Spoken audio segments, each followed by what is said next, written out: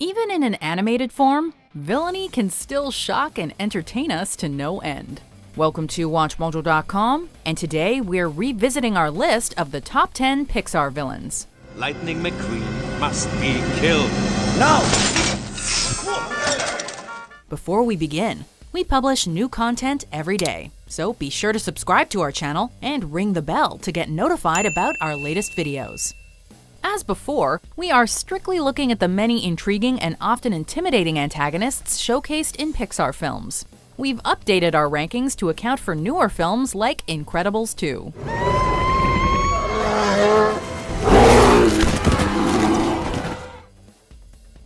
Number 10. Otto, WALL-E. Even the best of intentions can lead to terrible consequences. In WALL-E, humanity lives aboard the space vessel Axiom, which is partially overseen by the shipboard AI known as Otto. Portrayed using Apple's Macintalk voice synthesis technology, Otto appears at first to be a firm but fair caretaker of the Axiom, who genuinely does have humanity's best interests at heart. Contains no specimen.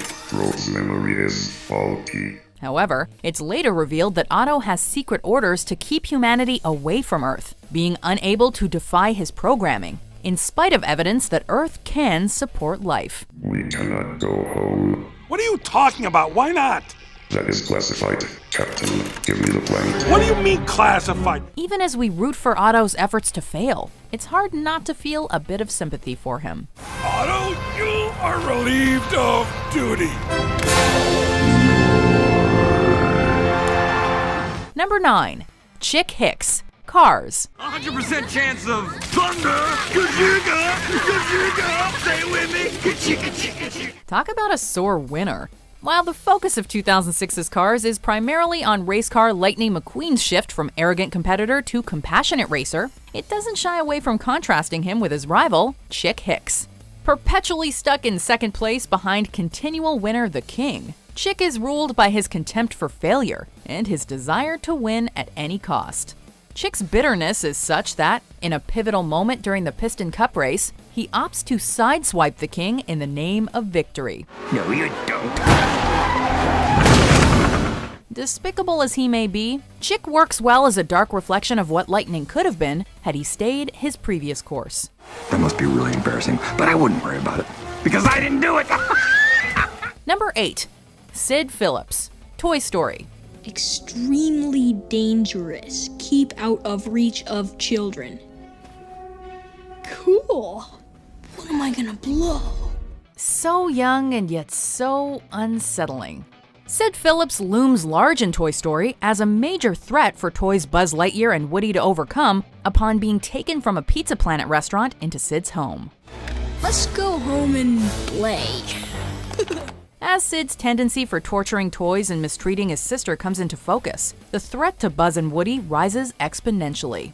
He acts in stark contrast to Buzz and Woody's actual owner, Andy, whose compassion and concern about his toys clashes with Sid's more destructive tendencies. It ultimately serves to make the toys' final confrontation with Sid, and their imparting of a stern lesson to him, all the more memorably intense.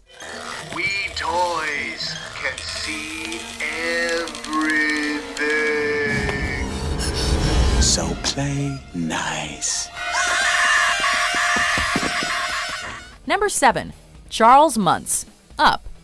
Oh, how the mighty have fallen. Formerly a world-renowned adventurer known for exploring uncharted regions in his airship, Charles F. Muntz definitely makes a good first impression. He welcomes longtime fan Carl into his company, cares for a group of dogs imbued with speech technology, and appears courteous, until the matter of Kevin the bird comes up. But it ran off. It's gone now. Up does not hesitate to show how Muntz's search for the bird turned into an obsession, driving him to lash out against other adventurers. There's a clear tragedy in how Muntz has become a hollow shell of a person, consumed by violent paranoia and an unwillingness to move on. Any last words, Fredrickson? Come on, spit it out. Number 6. Stinky Pete, Toy Story 2. I'll tell you what's not fair. Spending a lifetime on a dime store shelf watching every other toy be sold. Well, finally my waiting has paid off, and no hand-me-down cowboy doll is gonna mess it up for me now. Riding the line between unrepentant bitterness and understandable grief is tough for any character, particularly those we're meant to hate. Well, we've been in storage for a long time, waiting for you. Yet in Toy Story 2, the balance is achieved with Stinky Pete, a prospector toy once part of a larger Wild West brand. Pete, as one of several characters on the children's show Woody's Roundup, is defined by a clear yearning for better days, tinged with resentment, and informed by years of neglect. Pete's voice actor Kelsey Grammer imbues him with just the right amount of pathos and kindly presence, which makes his shift into a more manipulative and harsh villain all the more affecting. Your choice, Woody. You can go to Japan together or in pieces. Number 5. Ernesto de la Cruz, Coco. I am Ernesto de la Cruz, the greatest musician of all time. Being talented doesn't let you off the hook for cruelty. When aspiring musician Miguel first seeks out the long-deceased spirit of his idol, Ernesto de la Cruz, he seems at first to live up to the legend. Ernesto enjoys Miguel's company and comes across as a passionate entertainer. And then it comes to light that Ernesto murdered Miguel's great-great-grandfather Hector for his songs and guitar. Suddenly, Ernesto's performative demeanor takes on a much more toxic light, as he shows how far he'll go to secure his fame. Success doesn't come for free, Miguel. You have to be willing to do whatever it takes to seize your moment. Quite a sharp character turn there, Pixar. Number 4. Randall Boggs, Monsters, Inc. Everyone goes to lunch, which means the scare floor will be painted? Empty! It'll be empty, you idiot! Mr. Waternoose might be the one guiding the behind-the-scenes machinations in Monsters, Inc., but it's his cohort Randall who proves the more menacing adversary. Introduced as the bitter rival of heroes Sully and Mike, Randall Boggs immediately makes clear his sheer contempt and barely restrained cruelty. I'll take care of the kid, and when I find whoever let it out, they're dead! He not only aids in the construction of a scream extractor device and intends to use it for personal gain, he also takes great pleasure in tormenting the young human child Boo. What makes Randall especially threatening is that as a chameleon-esque monster, he can blend into the environment with ease. Hey, may the best monster win. I plan to. Number 3. Hopper, A Bug's Life. Where's my food? Some villains become memorable because of nuance, subtlety, or complexity of character. This is not one of those times. Are you saying I'm stupid? No. Do I look stupid to you? Right out of the gate, Hopper establishes his perceived superiority and harsh demeanor as he bullies, browbeats, and abuses an ant colony alongside his gang. Between his scarred eye and constant scowl, Hopper doesn't lack for ways to deliver on sheer intimidation. And that's before the physical violence and terrifying speeches. It's a bug-eat-bug world out there, princess. One of those circle of life kind of things. He also escalates into full-on murderous intent as A Bug's Life progresses, with his aim to kill the Ant Queen after taking every last bit of the ant's winter food being especially galling. Thank goodness for birds.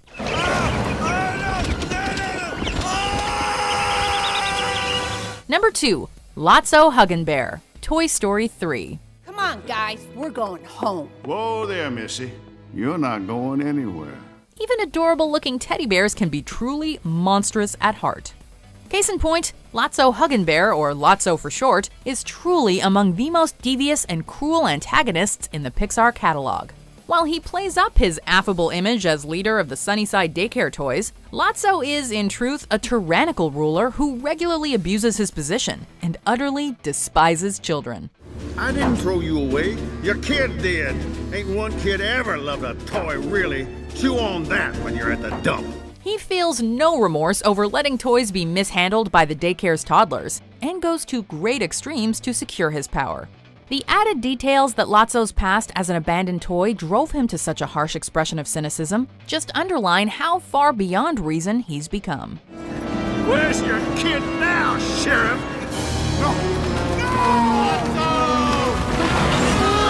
Before we unveil our number 1 pick, here are some honorable mentions. Wake up! Wake up! Oh no! Quick, to the top of Mount Wanahakalugi! Why are you sleeping? Enjoy the attention while it lasts, boys. After you lose, no one will remember you.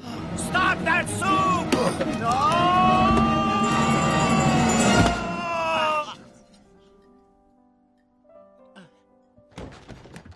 Number 1. Syndrome, The Incredibles. I'm Syndrome, your nemesis at it! Brilliant. For every great superhero, there must in turn be a dastardly supervillain. Enter Syndrome, once an exuberant kid named Buddy who wanted nothing more than to be the sidekick of Mr. Incredible, and got turned down. I can fly. Can you fly? Fly home, buddy. I work alone. Oui, et ta tenue est complètement ridicule! Just give me one chance. Years pass and the bubbling resentment shaped Buddy into a thoroughly despicable arms dealer / tech genius, hell-bent on revenge against his former hero. The way Syndrome flips back and forth between eccentric manchild and sadistic murderer of superheroes is startling to say the least, underscored by Jason Lee's excellent performance. And when everyone's super... No one will be. Watching subsequent villains like Screenslaver attempt to live up to this careful balance of charisma and cruelty will certainly prove interesting. Do you agree with our picks? Check out these other great clips from WatchMojo and subscribe for new videos every day.